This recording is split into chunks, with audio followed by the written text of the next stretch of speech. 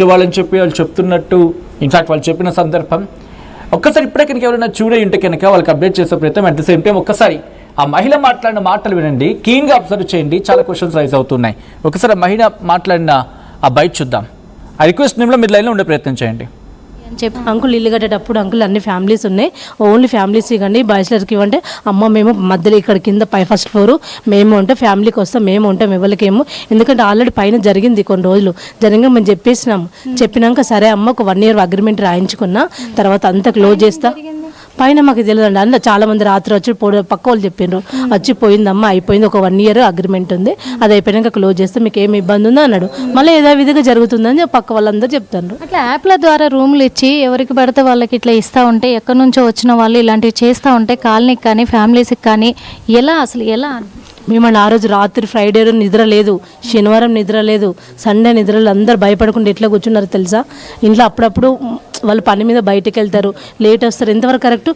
చాలా మంది కంప్లీట్ 20 మంది రెడీ ఉన్నారండి అంకుల్ మీద చెప్పడానికి. అంకుల్ అది కరెక్ట్ కాదంటే చూస్తా అంటేనే రియాక్షన్ తీసుకోవట్లేదు. తన రియాక్షన్ తను ఎక్కడో ఉప్పల్ రింగ్ రోడ్ వెనకాల అని చెప్పాడు, వెనకాల అని చెప్పారు. ఇంకా రియాక్షన్ తీసుకోలే. ఇప్పుడు మేము అందరం కలిసి కార్పొరేటర్ దగ్గరకు పోయి హెల్ప్ అడిగి మాకు రక్షణ కావాలని అడుగుదాం అనుకుంటున్నామండి. సతీష్ గారు, తర్వాత ఏరియాలో ఇక్కడ మొత్తం కూడా ఇలాంటి రూమ్స్ ఎవరెవరు ఇస్తున్నారు ఏంటి అని చెప్పేసి కూడా పోలీసులు ఏమైనా ఎంక్వైరీ చేయాలి అని చెప్పేసి ఏమైనా వాళ్ళు అడిగినంటే పోలీసులు, అమ్మ మీరు ఇన్ని రోజులు ఏం చేస్తారు, ఇంత తెలిసినప్పుడు ఇంత ఇష్యూ వచ్చాక ఎందుకున్నారు, అప్పుడు ఇవ్వచ్చు కదా అంటే అప్పుడు ఇద్దాం అనుకున్నా అండి. ఓనర్స్ మాకు కొన్ని రోజులు టైం అడిగారు, అందుకే ఇన్ని రోజులు ఒప్పుకోబట్టినామండి. ఇప్పుడు ఇంకా పెద్ద ఇష్యూ అయింది కాబట్టి మేము అందరం సిద్ధంగా ఉన్నాయి ఇవ్వడానికని చెప్పారు. This is a disturbing content, video description is highly advice. ఈ కథనం మిమ్మల్ని కాస్త కలవరపరచవచ్చు, దీనికి సంబంధించి తగిన జాగ్రత్తలు తీసుకోవాలని ఆర్టీవీ సూచించడం జరుగుతోంది. సో మీరు చూసారు అక్కడ వాళ్ళంటున్న మాట, నేను వాళ్ళంటున్న మాటని చెప్తున్నాను. ముందుగా ఆ బిల్డింగ్ సంబంధించి మాట్లాడుకునే సందర్భంలో ఫ్యామిలీస్కి ఇవ్వండి అని చెప్పి మేము కోరాము అని చెప్పి వాళ్ళు చెప్పుకొచ్చారు. దాంతోపాటు రాత్రిపూట వచ్చిపోయేవాళ్ళు, రాత్రిపూట ఎవరో వచ్చి వెళ్ళేవాళ్ళు అని చెప్పి వాళ్ళే స్వయంగా అక్కడ వాళ్ళు చెప్తున్న మాట, ఇది నేను అంటున్న మాట కాదు. దాంతోపాటు ఈ ఘటన జరిగిన తర్వాత శనివారం, ఆదివారం, శుక్రవారం, శనివారం, ఆదివారం మాకు నిద్రలేని రాత్రులు అయ్యాయి. 20 మందికి పైగా కంప్లైంట్ ఇవ్వడానికి సిద్ధంగా ఉన్నారు అంటే అర్థం చేసుకోవచ్చు ఆ బిల్డింగ్ మీద and at the same time ఆ ఫ్లాట్కి సంబంధించి ఎటువంటి ఇష్యూస్ ఉన్నాయి అనేది. సో ఇక్కడ నా క్వశ్చన్స్, నాకే కాదు మీకు కూడా చాలా క్వశ్చన్స్ ఉన్నాయి. మీరు కూడా ఈ అంశానికి సంబంధించి మాట్లాడాలనుకుంటే కమెంట్ చేయొచ్చు. At the same time questions ఏమైనా ఉంటే కనుక యూ కెన్ రైజ్, కాల్ చేసి మీకు చెప్పడం ఇబ్బంది అనుకుంటే కనుక you can rise your questions in comment section. అయితే తేజస్విని మరణానికి కారణం ఏమై ఉంటుంది? ఒకటి తెలిసిన వాళ్ళ పని అయి ఉంటుంది అనుకుంటున్నారా, లేకపోతే ఎవరో బలవంతం చేశారని చెప్పి మీరు అనుకుంటున్నారా, లేకపోతే ఇంకా ఏదో మిస్టేక్ ఉందని చెప్పి మీరు భావించడం జరుగుతుందా? ఇక్కడ వీళ్ళు అంటూ ఉన్నారు కదా, ఈ క్వశ్చన్స్ రైజ్ అవుతున్నాయి కదా, రైజ్ అయినప్పుడు ఆ ఇంటి ఓనర్ జాగ్రత్త తీసుకున్నారా లేదా? సాధారణంగా అక్కడ రెంట్ ఎంత ఉండింది? ఈ క్వశ్చన్ తెలుసుకునే ప్రయత్నం చేద్దాం. మా ప్రతినిధి నిర్మల అప్డేట్స్ అందించేందుకు లైవ్లో కంటిన్యూ అవుతున్నారు. నిర్మల, మీరు అక్కడికి వెళ్ళారు, దాదాపు ₹1,00,000 రెంట్ అంటూ కూడా వాళ్ళు చెప్తూ ఉన్నారు. ఎందుకంత రెంట్ అక్కడ? సాధారణంగా రెంట్స్ ఎలా ఉన్నాయి, హైయెస్ట్ ఎంత ఉందని చెప్పి వాళ్ళు చెప్తున్నారు సుమారుగా అటు ఇటుగా?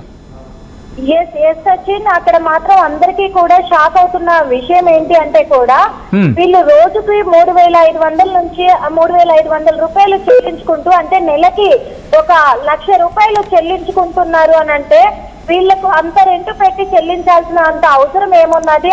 అసలు ఇక్కడ ఫ్లాట్లకి కూడా ఎక్కడ కూడా రెంట్ కనీసము నెలకి 20,000 కంటే కూడా ఎక్కువ లేదు. అలాంటిది వీళ్ళు ₹1,00,000 చెల్లించి ఎలా ఉంటున్నారు అనేది కూడా వాళ్ళకి అనుమానాలు వ్యక్తమయ్యాయి. అక్కడే అనుమానం స్టార్ట్ అయింది వీళ్ళకి.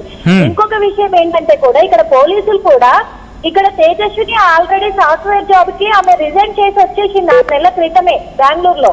అలాంటిది ఇప్పుడు తేజస్వినికి పని ఎటువంటి వర్క్ కూడా జాబ్ లేదు, తనకి ఇన్కమ్ అనేది లేదు, వాళ్ళ తల్లికి కూడా ఇక్కడ ఇన్కమ్ లేదు. అలాంటిది వీళ్ళు ₹1,00,000 ఎలా పే చేశారు అనే విషయంలో పోలీసులు ఎటువంటి వివరణ అయితే ఇవ్వలేదు.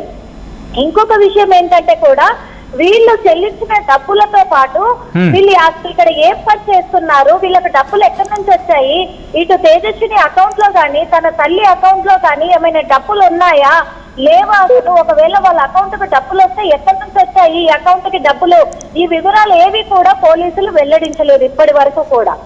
అంటే ఇక్కడ వీళ్ళకి ఈ అనుమానాలన్నీ కూడా స్థానికులకు ఈ అనుమానాలు వస్తూ ఉన్నాయి. ఎందుకంటే అమ్మాయి ఇంట్లోనే ఉంటుంది, వాళ్ళ మదర్ ఇంట్లోనే. ఒకసారి మీ లైన్ లో ప్రయత్నించండి నిర్మల. ఒక పోల్ పెట్టినప్పుడు అంటే ఎంత కన్ఫ్యూషన్ ఉంది అనేది.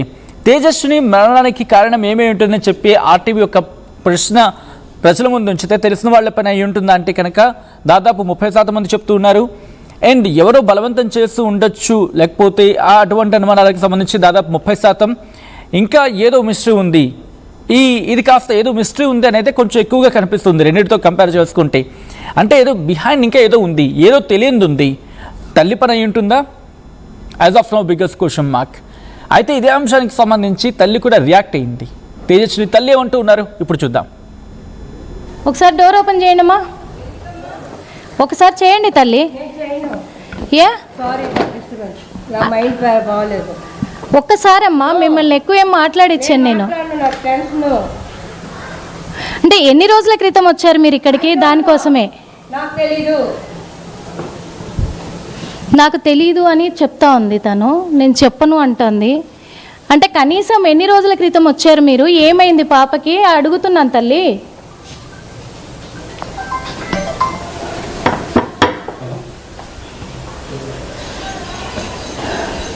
అసలు బయటికి రావట్లేదు, చెప్పట్లేదు, నాకు తెలియదు అంటుంది.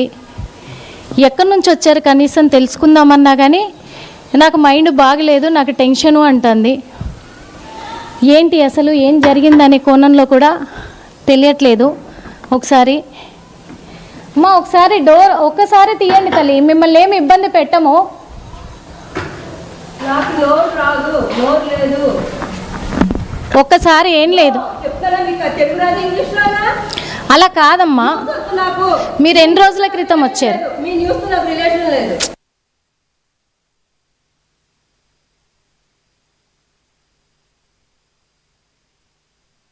అంటే ఇక్కడ జరిగింది కదా ఇన్సిడెంట్ ఇక్కడ జరిగింది. మీకు తెలీదా? మీకు తెలీదా? మీకేం తెలీదా? దేనికి అంటున్నారా చెప్పండి? దేనికి అలా అంటున్నారో చెప్పండి అంటున్నాం. అంటే ఇన్సిడెంట్ జరిగింది ఇక్కడే కదా. ఒకసారి డోర్ ఓపెన్ చేయండి అమ్మా.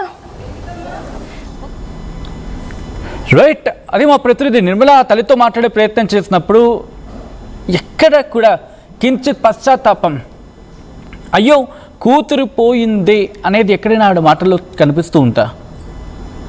ఒకవేళ కూతురు నిజంగా బలవన్ మరణానికి పాల్పడిన సందర్భం అక్కడ మనకు కనిపిస్తున్నంత వరకు బలవన్ మరణానికే తేజస్విని పాల్పడింది అనేది ఒక పిక్చర్గా కనిపిస్తుంది. But we don't know, we cannot confirm everything. తల్లి మాటల్లో మాత్రం సంథింగ్ ఈజ్ ఫిషీ. ఆవిడ మాటల్లో ఏదో ఒక భయం కనిపిస్తూ ఉన్నారు. ఒకవేళ వాళ్ళ అమ్మాయి బలవన్ మరణానికి పాల్పడిందంటే ఆ తల్లిలో ఎటువంటి భావన ఉంటుంది? నేను ఒకసారి నిర్మల దగ్గరికి వెళ్తూ ఉన్నాను, ఎందుకంటే ఆ రోజు నిర్మల ఆవిడతో మాట్లాడే ప్రయత్నం చేశారు. కొన్ని మాటలు మనకు వినిపించలేదు, కొన్ని మాటలు కాస్త ఇబ్బందికరంగా మాట్లాడినట్టున్నారు, బహుశా అందుకే మ్యూట్ పడినట్టుంది. నిర్మల, మీరు ఆ రోజు ఆ తల్లితో తేజస్విని మదర్తో మాట్లాడినప్పుడు ఏమంటూ ఉన్నారు? ఏమన్నారు ఇంతకీ? తను చాలా ర్యాష్ గా కూడా సమాధానం చెప్తుంది సచిన్. ఎట్లా అంటే కూడా నన్ను ఎవరేం చేయలేరు, మీరు ఎక్కడ చెప్పుకుంటారో చెప్పుకోండి, నేను ఎవరికి సమాధానం చెప్పాల్సిన అవసరం లేదు.